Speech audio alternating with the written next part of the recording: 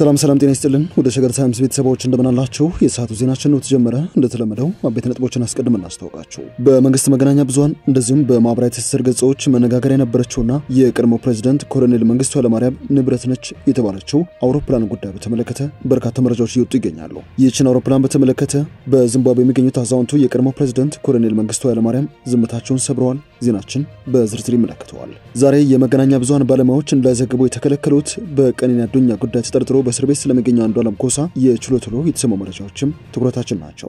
በአማራ ክልል በተለይም በምዕራቡ ክፍል የተከሰተው አዲስ ወረርሽኝ ጥቂት የማይባሉ ሰዎችን ህይወት እንደቀጠፈ ቀጥሏል ተብሏል። በክልሉ ስለተከሰተው አዲስ ወረርሽኝ ጉዳይ የምንላችሁ ይኖረናል። ፖሊስ የጥንቃቄ መልእክት መግለጫ ማውጣቱን ተከትሎ በመጪው የትንሳኤ በዓል በተለያዩ ግብይት ስፍራዎች ሐሰተኛ ኖት ተበትኗል የሚሉ ጭምጭምታዎች እየተሰሙ ይገኛሉ። ጉዳዩን በተመለከተ ዜናችን የወፍ በረር ቅኝት የሚያደርግ ይሆናል። የባለሀብቱ ንብረት ታግዷል። ወደ አሜሪካ የኮበለሉት ባለሀብቱ የታገደባቸው ንብረት ምን ያክል ነው? ዝርዝሩን እንመለስበታለን። ሌሎችም ጉዳዮች የዜናችን ትኩረት ናቸው። እንደተለመደው ያለመጣችሁ አብራችሁን ቆዩ የቻናላችን የዘውትር አክብሮታዊ ግብዣ ነው። ወደ ቀዳሚው ጉዳያችን እናምራችሁ።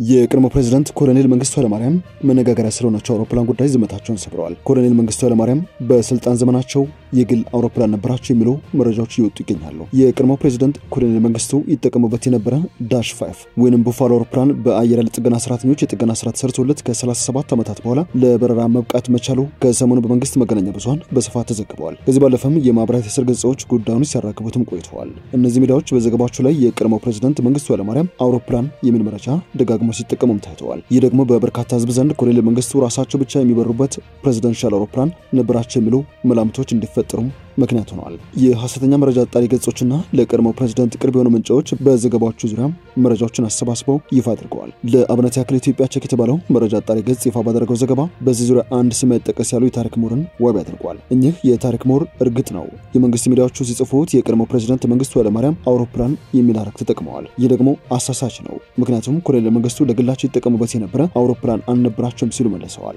እንደ አሁኖቹ መሪዎች የውጭ በረራ ሲኖራቸው ይጠቀሙ የነበረው የኢትዮጵያ አየር መንገድ አውሮፕላኖችን ነበር ብለው የታሪክ ምሁሩ ስለ ጉዳዩ የሚያውቁትን ተናግረዋል። በዚህ መሰረት የመንግስት ሚዲያዎች በዚህ ዙሪያ ባሰራጩት ዘገባ ላይ የቀድሞ ፕሬዝዳንት መንግስቱ ኃይለማርያም አውሮፕላን በሚል ያቀረቡት መረጃ አሳሳች ሆኖ ስለመገኘቱ የመረጃ አጣሪ ገጹ ዘግቧል። ከዚህ አቀራረብ ይልቅ የቀድሞ ፕሬዝዳንት ሲጠቀሙበት የነበረ ንብረትነቱ የኢትዮጵያ አየር መንገድ የነበረ አውሮፕላን ተብሎ ቢቀመጥ ትክክለኛ ነበር በማለትም አስተያየታቸውን የቋጩት የታሪክ ምሁሩ ናቸው። ከዚህ በተቃራኒው የኮሎኔል መንግስቱ ትዝታዎች በሚል መጽሐፍ የጻፈችውና በተደጋጋሚ ወደ ዚምባብዌ ሄዳ ከፕሬዝዳንቱ እንደዚሁም ከቤተሰቡ ጋር ግንኙነት የምታደርገው ጋዜጠኛና ጸሐፊ ገነት አየለ በመንግስት መገናኛ ብዙሃን ዘገባ የተጠቀሰችው አውሮፕላን የመንግስቱ ኃይለማርያም ነች ስትል የቀድሞውን ፕሬዝዳንት በማነጋገር ይፋ ያደረገችው መረጃ ያሳያል። ጸሐፊ ገነት ይቺ የመንግስቱ ኃይለማርያም አውሮፕላን እንደነበረች ራሳቸው አረጋግጦልኛል ያለ ሲሆን ከኢትዮጵያ መንግስት ካዝና በወጣ ገንዘብ የተገዛ ሳትሆን የሶቪየት ህብረት መንግስት በስጦታ የሰጣቸው እንደነበረች ዛሬ በስልክ ጠይቂያቸው አረጋግጦልኛል ነግረውኛል ባይነች። ያመኑ እንደ ኤልያስ መሰረት አይነቶቹ ጋዜጠኞች ገነት የምትለውና በመንግስት ሚዲያዎች ጭምር ስሙ ተጠቅሶ የነበረው ዲኤችሲ ቡፋሎ የተባለ የካናዳ ስሪት አውሮፕላን ነው። ያመኑ ግን ኮሎኔል መንግስቱ የተናገሩት ስለ ሶቪየት ህብረት ስሪት አውሮፕላን ነው ብለዋል። ሶቪየት ህብረቶች ለኮሎኔል መንግስቱ መሸሻ የሚል ቅጽል ስም ያለው አውሮፕላን በስልጣን ዘመናቸው ሰጥተዋቸው እንደነበረ አስታውሰዋል። ሸገር ታይምስ በትላንትናው ዕለት ስለዚህች አነጋገር አውሮፕላን የኋላ ታሪክ የተለያዩ ጥብቅ መረጃዎችን ማሰራጨቱ ይታወሳል። ለመሆኑ ይህች አውሮፕላን የተመረተች አምራ ድርጅቱ መሰረቱን ካናዳ ያደረገ ሃይቪላንድ የተሰኘ ነው። በዚህ አውሮፕላን ዘር ሌሎች ሞዴሎች ያሉ ሲሆን ከነዚህ ውስጥም DHC-5A፣ DHC-5D ተጠቃሽ ናቸው። ለጭነት በተለይም ወታደራዊ ቁሳቁስ ለማጓጓዝ በወቅቱ ተመራጭ አውሮፕላን የነበረ ሲሆን 8000 ኪሎ ግራም ጭነትም ባንዴ ማጓጓዝ ይችላል። 41 መንገደኞች ማስተናገድ የሚችልና ለአውሮፕላን ምቹ ባልሆነ ወይንም ባልተደለደሉና ባልተዘጋጁ ማረፊያዎች ላይ መነሳትና መውረድ ስለመቻሉም ልዩ ያደርገዋል። ከዚህ ውጪ በ1960ዎቹ መጀመሪያ አካባቢ መመረት የጀመረው ይህ አውሮፕላን በተለያዩ ሀገራት ለወታደራዊና ለሰብአዊ እርዳታ ተልእኮች በአስቸጋሪ አካባቢዎች እንደ ጫካና ተራራማ አካባቢዎች መጠነኛና መንደርደሪያ ማረፊያ መጠቀም መቻሉም ልዩ ያደርገዋል። ዳሽ 5 ቡፋሎ በኢትዮጵያ አየር ኃይል ውስጥ ያገለግልና በተለይም ለቀድሞ ፕሬዝዳንት መንግስቱ ኃይለማርያም አገልግሎት መስጠቱ የሚገለጽ ሲሆን ወደ ኢትዮጵያ በ1970ዎቹ መጨረሻ እንደገባም መረጃዎች ያሳያሉ። አንዳንድ መረጃዎች የኢትዮጵያ አየር መንገድ ወደ ጎረቤት ሀገራት ሱዳን፣ ጅቡቲና ኬንያ ለመንገደኞች አገልግሎት እንደሰጠ ቢጠቅሱም ሸገር ታይምስ ሚዲያ ይህን በተመለከተ ግን የተረጋገጠ መረጃ ማግኘት አልቻለችም። ዜናችን ቀጥለዋል። የባለሀብቱ ንብረት መታገዱ ተሰምቷል። እንደ ሪፖርተር ዘገባ የፐርፐዝ ብላክ ንብረቶች ለሐራጅ ጨረታ መቅረባቸው ተሰምቷል። የፐርፐዝ ብላክ ኤቲኤች ትሬዲንግ አክሲዮን ማህበር የተሰኘው ድርጅት በዋስትና ያስያዛቸው ንብረቶች ናቸው ለሐራጅ ጨረታ የቀረቡት።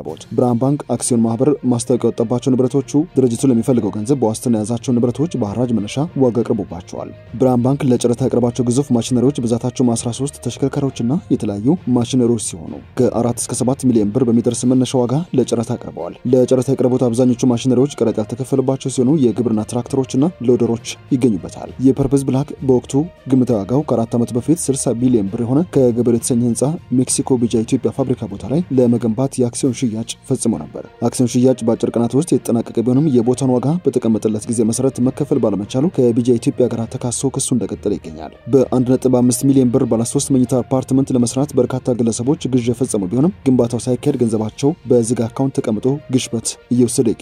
በመስከረም 2017 ዓ.ም መጨረሻ ላይ የፐርፐዝ ብላክ አክሲዮን ማህበር ዋና ስራ አስፈጻሚ የነበሩት ዶክተር ፍሳሸቱን ጨምሮ 12 የማህበሩ አመራሮች በከባድ አታላይነት የሙስና ወንጀል መከሰሳቸው ይታወሳል። የተከሰሱበት ጉዳይ ሜክሲኮ ሰንጋተራ በ5 ቀን ውስጥ 1.5 ሚሊዮን ብር ለሚከፍሉ ቤት እናስረክባለን በማለት አማላይ ማስታወቂያ በመገናኛ ብዙሃን በማሰራጨት ከ1245 ግለሰቦች ከ1.5 ቢሊዮን ብር በላይ አታለው ወስዷል በሚልም አቃቤ ሕግ በከባድ አታላይነት የሙስና ወንጀል ከሷቸው ነበር። በቀነኒ አዱኛ ግድያ ተጠርጥሮ በእስር ለሚገኘው አንዱዓለም ጎሳ ለመዘገብ ችሎት እንዳይገቡ የመገናኛ ብዙሃን ባለሙያዎች ተከልክለዋል።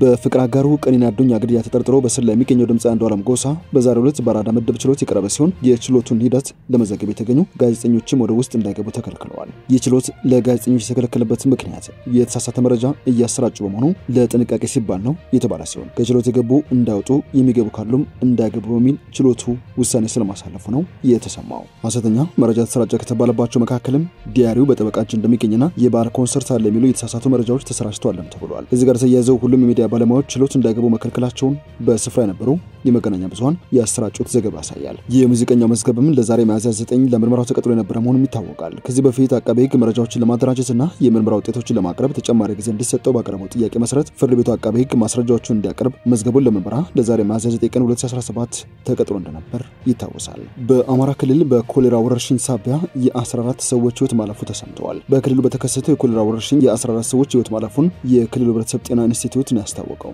የኢንስቲትዩቱ ከፍተኛ አመራሮች እንደገለጹት ከሆነ በክልሉ የተከሰተው የኮሌራ ወረርሽኝ ስርጭቱ እንደቀጠለ ይገኛል። ወረርሽኙ በዋናነት በክልሉ በሚገኙ 4 ወረዳዎች ላይ በስፋት መከሰቱን የኢንስቲትዩቱ ባለሙያዎች ጠቁመዋል። ወረርሽኙ በመጀመሪያ በቋራ ወረዳ በርሜል ቅዱስ ጊዮርጊስ የጸበል ቦታ ተከስቶ በባህር ዳር ዙሪያ ወረዳ አንዳሳ ጊዮርጊስና በአዊ ዞን በጃዊ ወረዳ ብሔራዊ ቀበሌ ፍልውሃ የጸበል ቦታዎች መስፋፋቱን የተገለጸው በክልሉ ከታህሳስ 4 ቀን 2017 ወረርሽኙ እንደገና ከተከሰተበት ጊዜ አንስቶ እስከ ሚያዝያ 7 2017 ድረስ 1975 የሚሆኑ ሰዎች በበሽታው መያዛቸውን የኢንስቲትዩቱ የጤና ባለሙያዎች ይፋ አድርገዋል። ባለሙያዎቹ የ14 ሰዎች ህይወት ማለፉን ነው የጠቆሙት። ህዝብ በተሰባሰበባቸው ቦታዎች ላይ የሚያስተናግዱትን የሰው ቁጥር ታሳቢ ባደረገ መልኩ የመጸዳጃ ቤትና የንጹህ መጠጥ ውሃ አቅርቦት አለመኖር ወረርሽኙ እንዲስፋፋ አድርጎታል ሲሉም ጨምረው ይፋ አድርገዋል። ወረርሽኙ ለመከላከል ከአገር አካላት ጋር በመተባበር በበሽታ የተጠቁ ሰዎችን የመለየት ሕክምና መስጠትና የግንዛቤ መፍጠር ስራዎች የተሰራ ስለመሆኑ ነው ኢንስቲትዩቱ የጠቆመው። በሽታው በተበከለ ምግብና ውሃ እንደዚሁም በግድና በአካባቢ ንጽህና ጉድለት አማካኝነት የሚተላለፍ በመሆኑ መጸዳጃ ቤት በአግባቡ በመጠቀም እጅን በንጹህ ውሃና ሳሙና መታጠብ፣ ምግብን አብስሎ በትኩስነቱ በመመገብ የበሽታውን ስርጭት መክታት እንደሚቻል ነው የተገለጸው።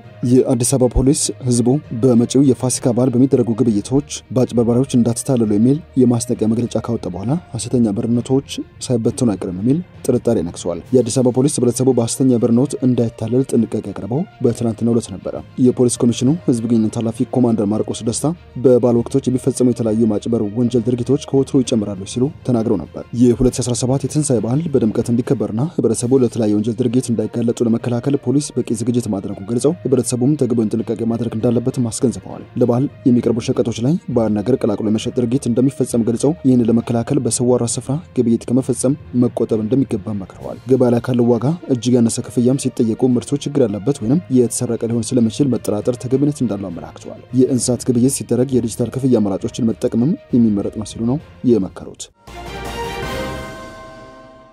የሰዓቱ ዜናችን የመጨረሻ ጉዳይ ላይ ደርሰናል። ሶማሊላንድ በአዲስ ውጥረት የተነሳ ከሶማሊያ ጋር የነበራትን ድርድር አቋርጣለች። ራሷን እንደ ሉዓላዊ ሀገር የምትቆጥረው ሶማሊላንድ ከሶማሊያ ጋር የነበራትን ድርድር እንዳቋረጠች ነው ይፋ ያደረገችው። የሶማሊያ ጠቅላይ ሚኒስትር ሐምዛ አብዲ እንዳሉት ከሆነ በቅርቡ በካቱቶ ግዛት ጦር ቁጥጥር ስር በምትገኘው የሱል ክልል ያስተዳደር ዋና ከተማ ላሳኖድ ከተማ ጉብኝት እንዳደረጉ የሚታወስ ነው። የተገነጠለው ክልል የማስታወቂያ ሚኒስቴር በሐርጌሳ የካቢኔ ስብሰባውን ካጠናቀቀ በኋላ ባወጣው መግለጫ ሶማሊያ በሰላም አብሮ የመኖርና የመነጋገር መንገድን በማያሻማ ሁኔታ ትታለችም ብለዋል። ባሬ በቅርቡ ወደ ላሳኖድ ያደረጉት ጉብኝት የተሰላ ቅስቀሳና በግዛቲቱ ላይ ቀጥተኛ የሉዓላዊነት ጥሰት ነው ብለውታል። የሚኒስትሮች ምክር ቤት ከሚያዝያ 8 ቀን 2017 ጀምሮ ከሶማሊያ ጋር እየተካሄደ ያለውን ውይይት ሙሉ በሙሉ ለማቋረጥ ወስኗል ብሏል። ይህ መግለጫ የሶማሊያ መንግስት የጠቅላይ ሚኒስትሩ የላሳኖድ ታሪካዊ ጉብኝት በኋላ ከትላንት በስታ የሶማሊያ ፌዴራል መንግስት ሀገር ስለመሆኑ በይፋ እውቅና ሰጥቷል። በሶማሊያ መንግስት የሚተዳደሩ ግዛቶች ለሶማሊያ አንድ አካል እንደሆኑና እንደ አወዛጋቢ አካባቢዎች መጠቀስ እንደሌለባቸው እናረጋግጣለን ሲል የሶማሊያ መንግስት መግለጹም ሶማሊላንድን አስቆጥቷል። ከዋና ከተማ ሞቃዲሾ በ933 ኪሎ ሜትር ርቀት ላይ የምትገኘው የሱል ሰሜናዊ ክልል ላሳኖድ ከተማ የሶማሊያ ፌዴራል መንግስትን በሚደግፉ የአንድነት ኃይሎችና በተገንጣይ ሶማሊላንድ ጦር መካከል የምትገኝ አሻሚ ከተማ ሆና ቆይታለች። በፈረንጆቹ 23 ክልሉ ለወራት የዘለቀ ከባድ ጦርነት የነበረበት ሲሆን ይህም በመቶዎች ለሚቆጠሩ ሰዎች ለሞትና ለአካል ጉዳት ምክንያት ሆኗል። የቀድሞ የእንግሊዝ ቅኝ ግዛት የነበረችው ሶማሊላንድ በ1960 ነፃነቷን ካገኘች ከቀናት በኋላ ሶማሊያን ተቀላቅላ ነበር። ያም ሆኖ ግን በፈረንጆቹ 1991 ከሶማሊያ ወታደራዊ አገዛዝ ጋር በተደረገ ጦርነት ከተቀረው የሀገሪቱ ክፍል ነፃ ወጥታ ራሷን እንደ ሉዓላዊ ሀገር የምትቆጥር ግዛት ሆናለች። ወደ ሸገር ታይምስ ቤተሰቦች የሰዓቱ ዜናችን አበቃ። ስላደመጣችሁን አመሰግነን። በያላችሁበት ሰናይ ጊዜ